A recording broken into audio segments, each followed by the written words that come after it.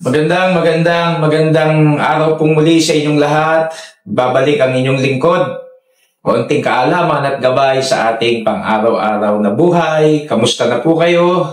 Ang biyaya at pagpapala ng Diyos ay sumaating lahat na patuloy.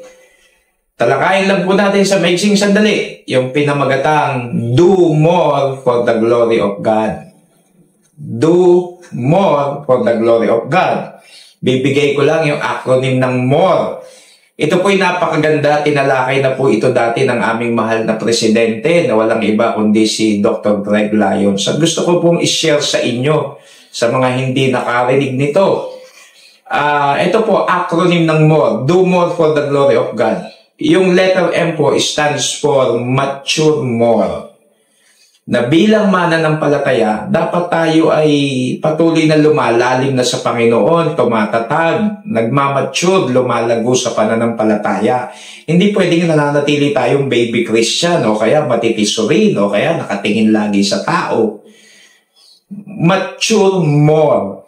Sabi ni Apostle Paul sa Philippians 3:10 that I may know Him and the power of His resurrection. Yung I may know Him doon, mga kapatid, sa Greek ay ginosko. Ibig sabihin, to know the Lord deeper as you can. So, tandaan po natin yan. M, mature more. O, ng more. Offer more.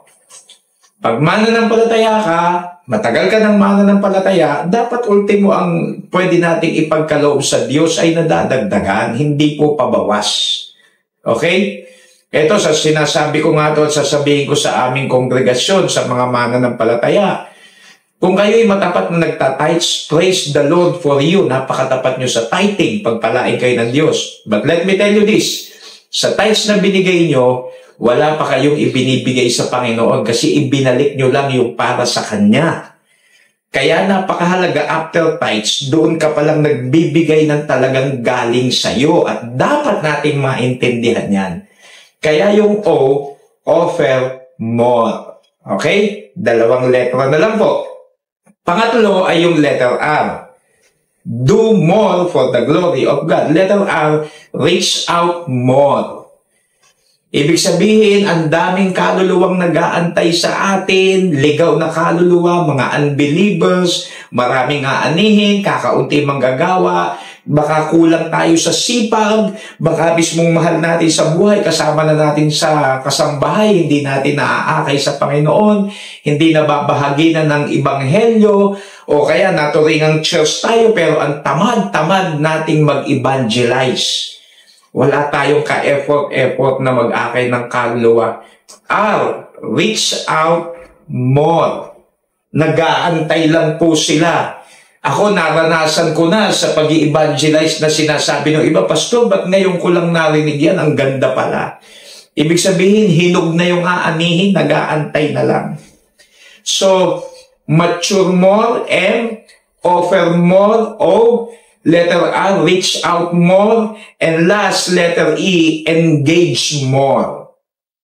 Engage more for the glory of God.